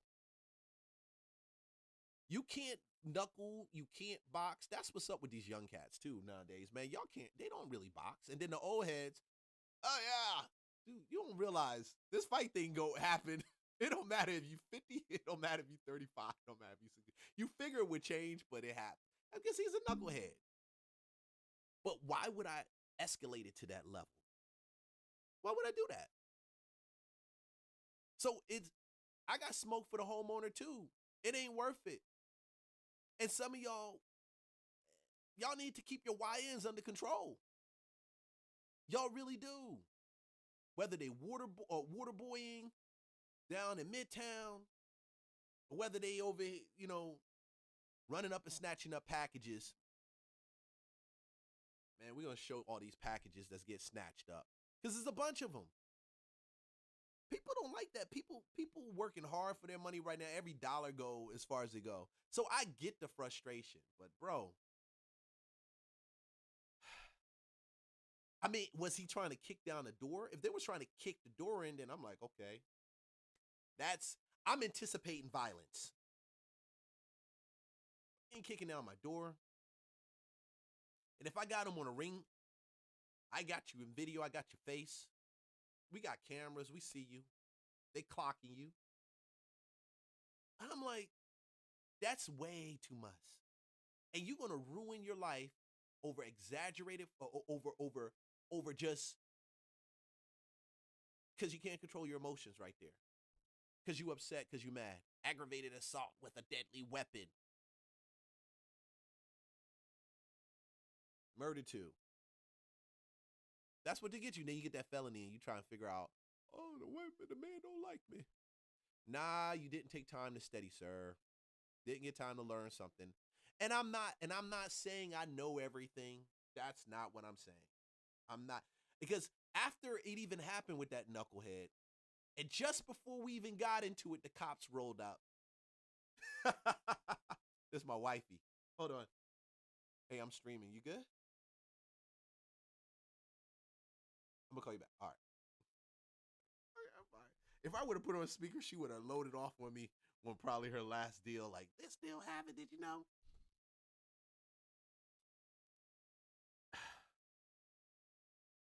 Where's I at? But yeah, man. Because even when that happened, the cops still turned around, and afterwards, they came. Of course, I ain't about to get arrested, man. I'm trying to freaking go eat dinner. Eat lunch. That's what I came for, and I'm got my white jeans on. Got the Gucci's. Yo. And he said, hey, man, do you have a weapon on you? I said, yeah, I got my weapon. He said, okay. I got a concealed carry permit. Okay, yeah, but, in Georgia, you know. And my wife videotaped it. Now, I could have been an ass and been like, hey, I told him he came up to me. Let's go put this out here and put his face out here and do all this stuff. My wife videotaped all of that, blah, blah, blah. But, bro, it's his emotions. I'm going to beat you another way. It ain't going to be like that. Trust me. Whoa. Bro, man, Come on, man. Come on. Come on. Just making it bad. Just bad situation. Bad situation. Bad situation. So, let's move to this next story, man. Move to this next story. We're talking about... Okay, so... No. Let's go to this other one. Let's do this other one. Boom, boom, boom. I'm going to take that out.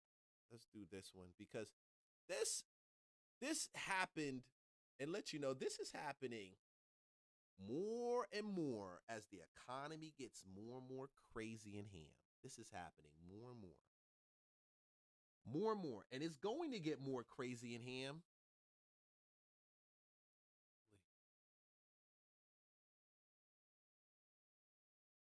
Okay. Ooh, what are we talking about? What's up? After we sell this one. Perfect. Boom. That's true. Let's sell it. Squatters are taking over homes because people don't go check their property after they list it. and I keep saying this, because the market slows down and people aren't getting as many showings that they had before, you got to check your property, man. You got to check it. It's getting cold. The economy's getting bad. It's getting more challenging. And squatters, y'all need to, they gonna be running up. They're going to be changing locks. I'm telling you right now, just like they stealing packages right now, they going to find a place to lay their head. And this is not just an Atlanta issue, even though it is a big Atlanta issue. The house has been on the market for several months. The woman who owns this says she was stunned when she found out someone was living here. She says it appears a guy decided to move in without telling anyone and without paying a dime. There are other people that don't really care about private property. Adriana Ward found that out when she discovered a stranger was living in her house. The home on Twin Brooks Court in Marietta is for sale. When a realtor tried to show it over the weekend, the lockbox was missing. Ward rushed over and noticed other problems. I usually let the blinds open of the property. We see the 3 blinds fully shut down. And the deadbolt had been changed. She called police, who knocked on the door. The man who answered said he lived there. This is my house. I have squatter rights. According to an arrest warrant, Timothy Pyron told police he moved into the home and was nesting. He said he was protected under Georgia's squatter rights and that he had possession of the home due to a peaceful, hostile takeover. Police took Pyron into custody. This joker said he had possession of the home due to a peaceful, hostile takeover. Oh my gosh. That's some type of verbiage I ain't never seen. I never heard that verbiage before. Come on. A peaceful, hostile takeover. Hold on, let me run that thing back real quick. Just give me hot. Why was he there? Why? According to an arrest warrant, Timothy Pyron told police he moved into the home and was nesting. He said he was protected under Georgia's squatter rights and that he had possession of the home due to a peaceful, hostile takeover. Police took Pyron into Get over here. Let me get peaceful, hostile takeover. Get your butt over here. I got some peaceful hot dragons behind. All right, sir. Put your hands behind your back. I got a peaceful, hostile takeover for your arms. Yeah, we gonna peacefully, hostily take you over. Trust me. Custody. Then Ward got a chance to look inside. Insane amount of smells to incense and marijuana. It was like so. That dude on a Mary Jane. So he broke into the house to smoke Mary Jane and light incense. Oh, hold on. Penetrating that our eyes were red. Insane amount of trash inside of the room. He also had pets. He had these gerbils. Ward believes there needs to be stronger laws to protect homeowners. This fool breaks into the house. Oh, he's going to stay warm, all right. He's going to stay warm in Fulton County Jail. Breaks into the house.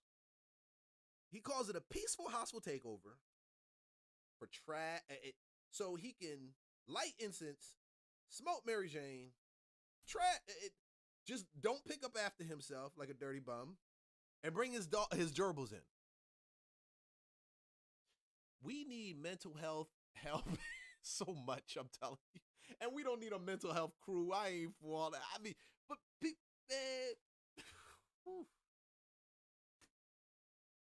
man, bro. Who have unoccupied property.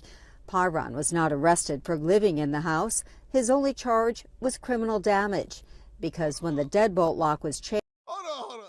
He's not arrested for living and trespassing. He's arrested for criminal damage. Oh, okay. Hold on. There was structural damage to the door. Wow. So the structural damage to the door, based on this anchor, is the reason why this guy was arrested.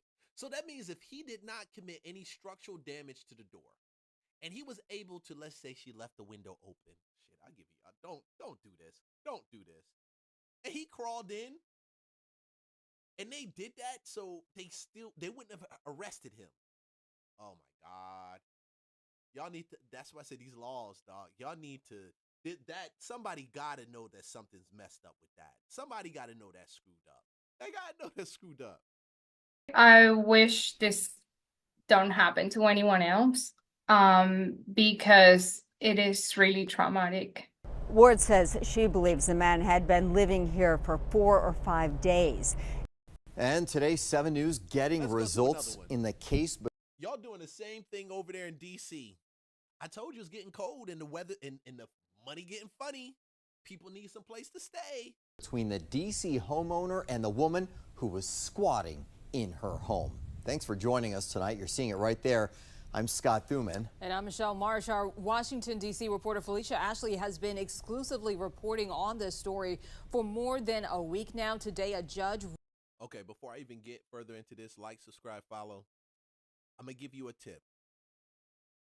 If you are someone and you have a house and you got to sell it, you have to check that house every day, set up the cameras, try to find some ways where you have camera streaming so you know what happens with the property, okay? That is very, very, very important because these squatter laws change and they vary based on municipality and state. So I can't say what the squatter law may be in your particular area.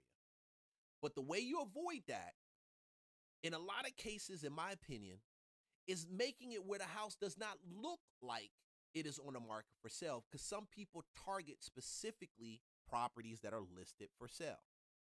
The realtor liking to have their sign out there because they want their advertisement off of your property. Guess what, realtor? Nobody cares. It's digital. Everything's digital. The lockbox that's visible on the door, that might need to be to the side. You might need to keep a light on somewhere upstairs or somewhere where it's visible, or 1 or 2 lights on, or even make it look like people shifting, like there's movement. It deters people. And then you go to the neighbor to the right of you, the neighbor to the left of you, have a conversation so they know if they see somebody strange walking in the back or in the front. Every time I did a rehab, I would do that with meet the neighbor on the right, meet the neighbor on the left. Hey, I'm doing this. You see something here's my number. That's how you do it. Because if you don't do it like that, your ass is grass. Your ass is grass. Because when they need to be warm, they will find a place to be warm at. And it might just be your place. And we don't want that to happen. Ruling in favor of the homeowner who says an Airbnb guest was trying to take her home. Our Washington, D.C. reporter Felicia Ashley joining us now from that house where the judge says the squatter cannot stay anymore, has to get out. Felicia? That's right, and this is actually one of the first times the homeowners have been back to the home in a couple of months. And as you mentioned, the judge ordered that the alleged squatter is not a tenant, therefore she has no tenant rights, and the homeowners were allowed to get her out of the home and evict her immediately, and that is what you are seeing. We have community members that actually came here to support the homeowners and help clear out the home after watching the reports and hearing what the homeowners were dealing with. And even inside the home, you can see some of the area that they have started clearing as well. The homeowner mentioned to me that she has been in shock and everything that was with everything that was inside of this home, as well as some of the damage that she found as well. Before court, I spoke to D.C. homeowner Rashane Douglas. What have your dynamics been like with Ms. Romero since the last time we spoke? We've had no contact directly since that time. Obviously, she had the van towed. She also denied the electrician to get in and came down here and filed a contempt that we didn't comply with the agreement. I tried to check in with accused squatter Shadija Romero when she showed up to court. Ms. Romero, would you like to... Hold on. I was cool because when I saw the last dude in the video, he looked like he was struggling. She don't look like she's struggling. And if I'm correct, this story has been trending for the last week. Her behind should not have been there. Look at that. She not a squatter. She a criminal. She a hustler. She is a hustler. In her pink jacket. in her pink jacket, coming up looking all fly and fresh, ready for court. She a hustler. She a hustler. Speak with us before the hearing. I told you that I was going to speak to you, so please. Damn, she got the boots to match. You don't want to say anything before the hearing? Filming is not allowed inside the D.C. courthouse, but I was inside the nearly 2-hour hearing. The judge upheld this agreement that I previously reported on. The homeowners had Romero sign it in October, but she didn't follow through. The homeowners agreed to pay her to leave their property. And in black and white, Romero confirmed she was a short-term Airbnb guest, not a tenant, that there is no lease, no tenancy, and that she has no tenant rights. This is one of the problems with Airbnb, guys. This is one of the biggest problems with Airbnb. You don't know who you're getting. I had an Airbnb, and fortunately, I'm fortunate I didn't have, I didn't experience this, but I know of people that had Airbnbs and they experienced it. They experienced people staying longer than what they were supposed to stay, trashing the place. Whoever thought, well, you got some people, don't, this whole real estate facade of I find an Airbnb and I make money. No, y'all, this is the reason why being